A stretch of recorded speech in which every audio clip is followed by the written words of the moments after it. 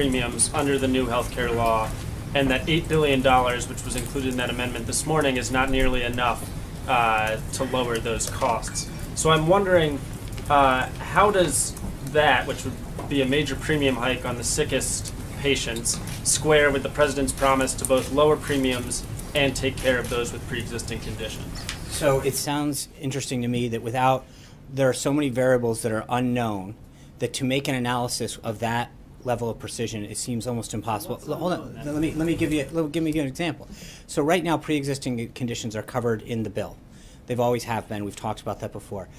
States have the right to receive a waiver. If someone has continuous coverage, that's never going to be an issue. Regardless of no circumstance, does anyone with continuous coverage would ever have a problem with pre-existing continuous.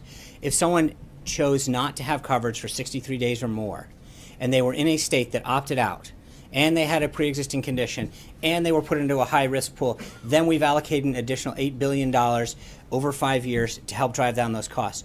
So for someone to know how many people that is, what number of states are going to receive a waiver, ask for and receive a waiver, is literally impossible at this point. So to do an analysis of any level of factual basis would be literally not an impossible thing. Follow-up questions. Okay. One, would the president prefer, does he have a preference as to whether or not states opt out, given that option?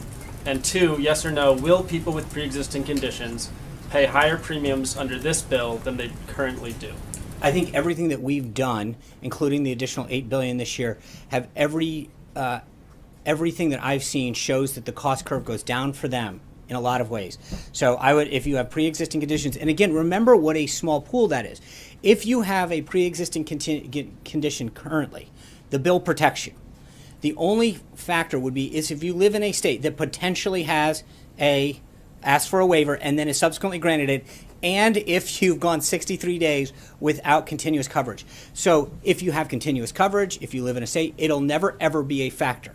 But the president has worked to make sure that in every single scenario, everybody, he has kept true to his word that pre-existing conditions are covered and that the cost curve continues to bend down. And so. Then on that other question, the congressman this morning from Michigan was saying he's confident from conversations with his governor that his state will not ask for a waiver. Great. Does the president have a preference as to whether or not states ask for waivers? The president's preference, and the president believes in states' rights, number one.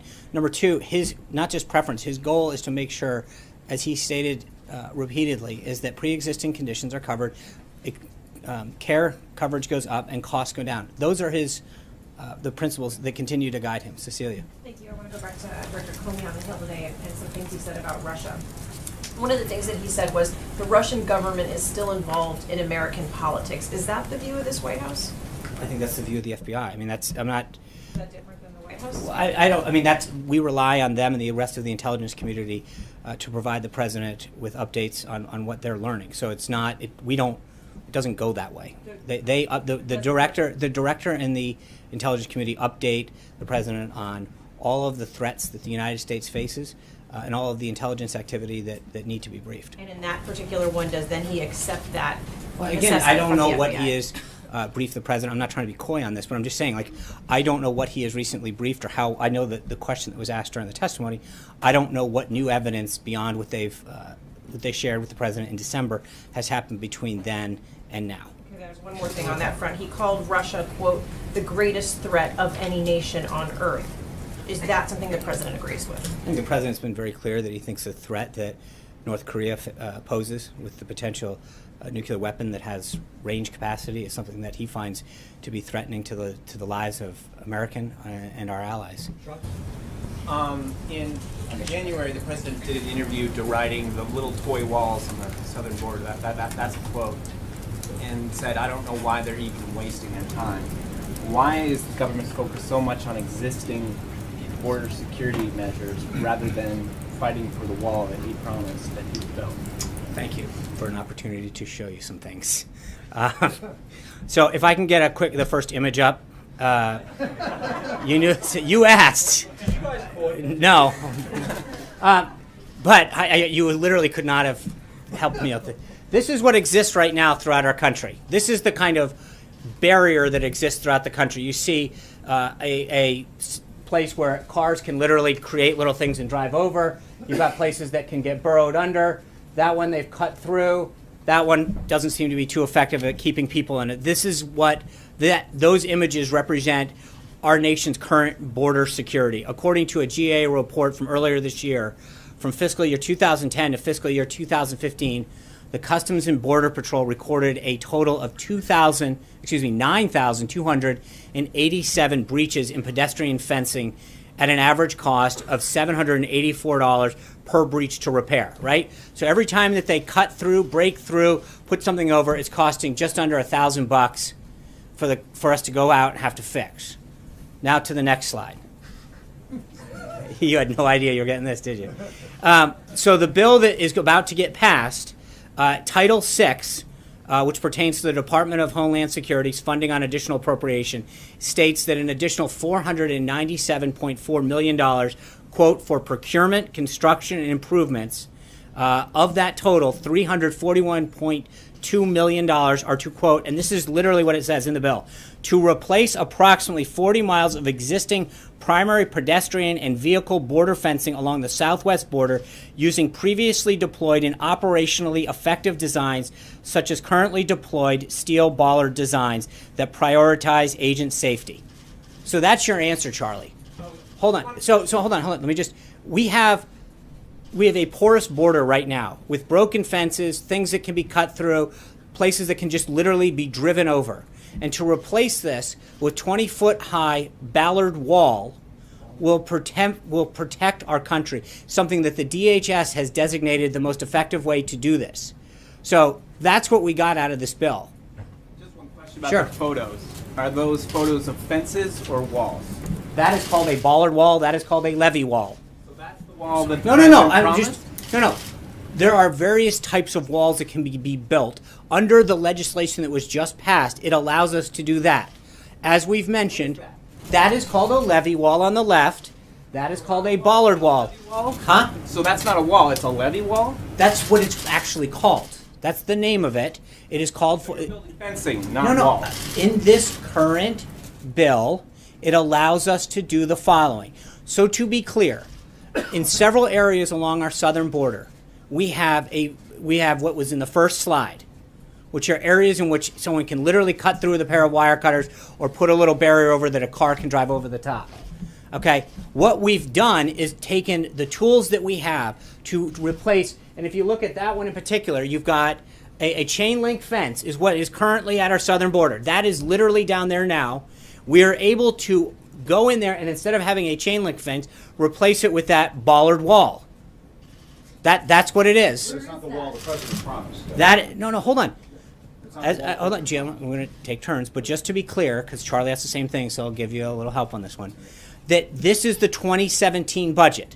The president. This is a down payment on what the president is going to prioritize in the 2018 budget that starts October 1st. And as I mentioned to John Roberts, the idea that we even got a shot at this is something that should have been done last term under President Obama. We have an opportunity to use the last 5 months of the FY17 budget to get the president's priorities jump-started.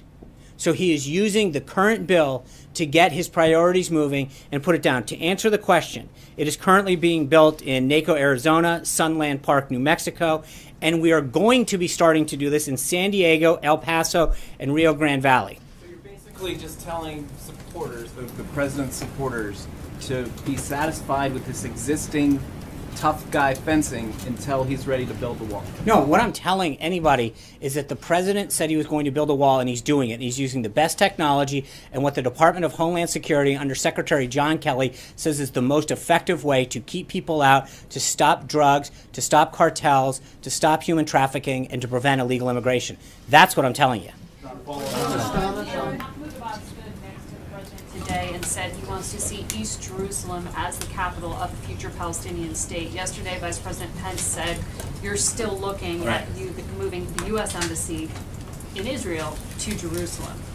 What is the White House view on those remarks? I mean, we didn't hear anything from President Trump in response to that. I think the Vice President, as you noted, commented yesterday that it's still something that is being discussed and considered by the President. It'll continue to be a discussion that he has with both Prime Minister Netanyahu and President Abbas, but obviously we're not On going the to. Palestinian portion of that. Again, I'm not going to. I will. They had a series of private discussions.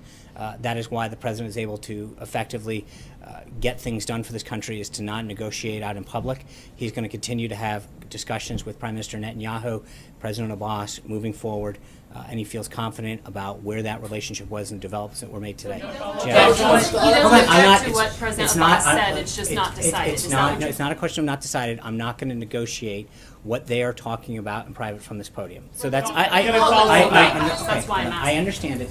I'm just telling you that we are not going to negotiate from the podium. Jim. Just to follow up on the president's meeting with Abbas, he did say at one point, frankly, talking about Middle East peace and the Israeli-Palestinian conflict, maybe it's not as difficult as people have thought.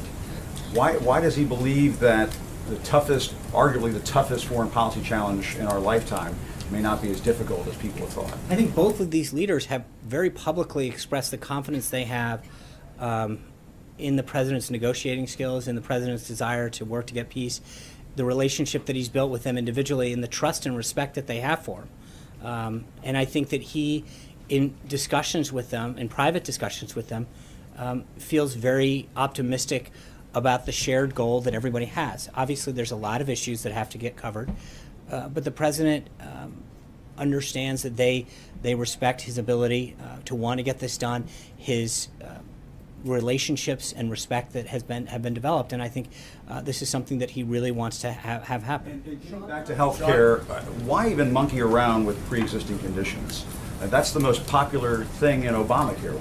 Why are you guys spinning your wheels, messing around with pre-existing conditions? I wouldn't call it messing around, or however you phrased it. I think the president wants to do everything. Right now, people with pre-existing conditions are covered. They're not discriminated against. No, just hold on. You're going just to change to a system where who the hell knows what's going to happen? It depends on what state they live in. If they live in this state over here, that governor may seek a waiver, and all of a sudden they're thrown into this system where hopefully that fund is going to cover their pre-existing conditions. It is a big change for people who live with those kinds of illnesses, is it not? Well, look, the big change, I guess we have a very different view of this, because my view, and I think the president's view, is that Obamacare, if you have a pre-existing condition and you no longer have a health care provider, and your premiums or deductible are going through the roof, then you don't have coverage.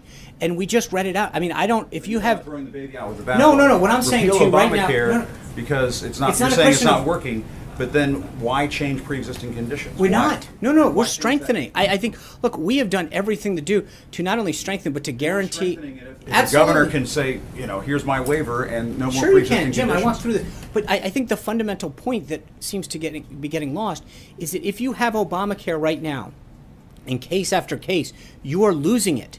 So if you have a pre-existing condition and you have a card that says Obamacare, but no one will see you or you can't afford it, then you don't have coverage.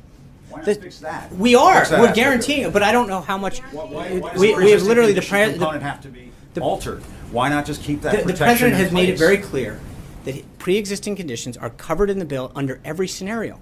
I don't know how much clearer we can state it. So That- anybody who has a pre-existing condition under Trump care, they're going to be fine. Yes. Without question. There you go. Thank you, Sean. Thank you, Sean. Want to follow up on healthcare. I just want to know why the White House is pushing so hard for a vote on this healthcare bill at a time when, as you just said a few minutes ago, it's literally impossible to analyze its impact on the healthcare system. Why not wait for that analysis to come out? The vote is going to happen, as I've said like 8 times now, when the Speaker and the Majority Leader and the Majority Whip want to. Our job is to work as hard as we can to work with members of Congress who want